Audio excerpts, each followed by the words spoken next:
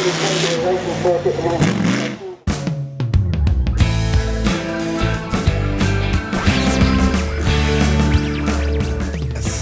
are doing 2 G's into the hairpin on the Full Earth Workshop.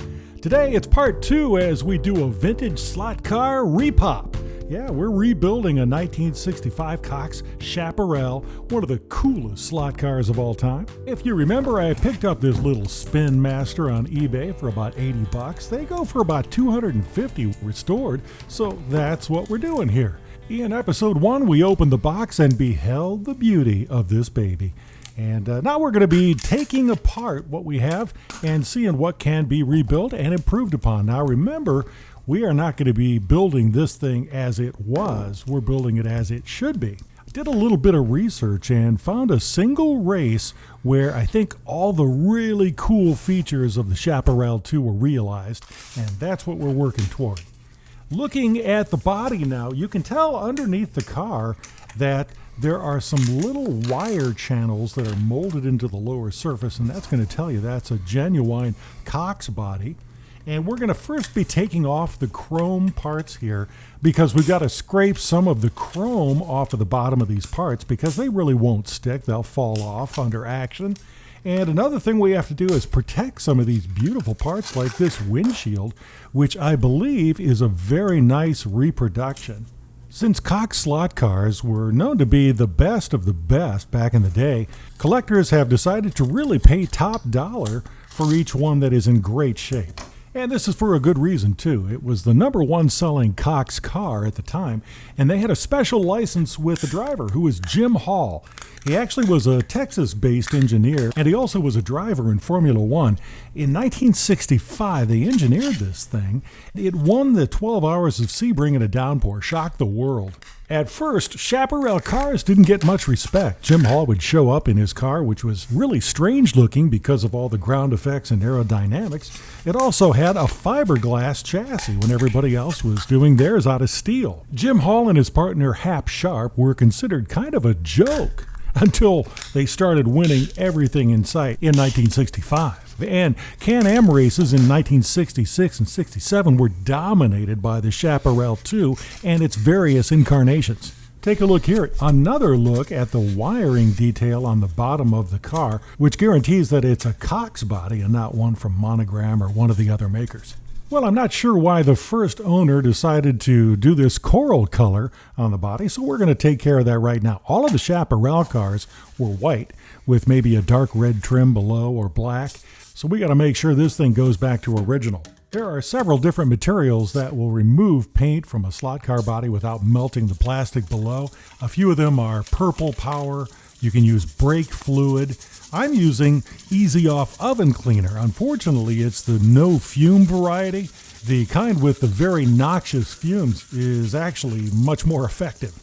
Well, because I'm basically an impatient person, I decided not to wait the 20-30 minutes that other people recommend. I'm doing it a little 10-minute stints here, and I did it 3 separate times, maybe 4, to make sure that I take this off a little bit at a time. And the main idea here, you start scratching into it a little bit until you start seeing some plastic below. That's going to allow the Easy Off oven cleaner to get up underneath the paint and remove it. One thing that I think is important and I really recommend, when you start to spray this stuff, look away and spray it somewhere else. See what I did there? I just pointed it elsewhere, started to spray, because you can actually press on that button and it'll spray you in the eyes. Not a good idea. That's probably a hospital trip. So just be safe with this stuff. Hey, look here, we're making progress. This is not as fast as I would like it to be, but it is very effective. You're going to end up having to go in later and start picking this stuff off with little hand tools, as I'll show you here. You know what's kind of crazy? You kind of remember things from long ago a little bit differently than they are today. When I opened the box after buying this on eBay, I remarked it, man, this thing's really small. When you're younger, everything looks bigger to you. And you open it up and it's 1/24th scale. And for somebody that's working on 1/8 scale and 1/16th scale, it's a tiny little thing. Because of that, you really have to be a little more careful with the different sandpapers that you use and the tools. You have to go very gently. It's just on a smaller scale. This is the resin driver that I purchased because it didn't come with one in the original box. Kind of strange looking because it looks like he's an amputee, but actually when you put the car all together, it looks pretty normal because there's a chassis member that fits in there. And we'll try to hide that with the color of the interior. Using some Tamiya putty, we're starting to fill in some of the joints here. From these old models in the 60s, remember they didn't have all the cool tooling technology to make the molds. So things, you can see a lot of the mold lines and things that have to be taken off, and some modifications have to be made. You'll even notice as you look at this car, it's not really symmetrical. Some of the details are not correct left to right, so you have to make some small changes to make them right. Here's a cool little modeling device that you may not have used before. This is a Pin Vise, basically a little hand drill that really is powered by your hand.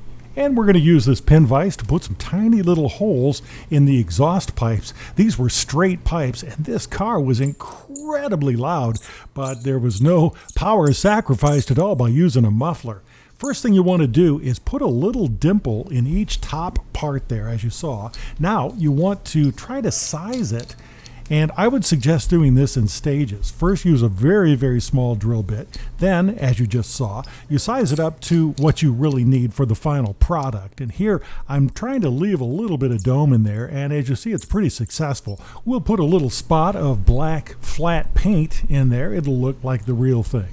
We'll also put a little bit of shading onto those mufflers to make them look like they're actually being used.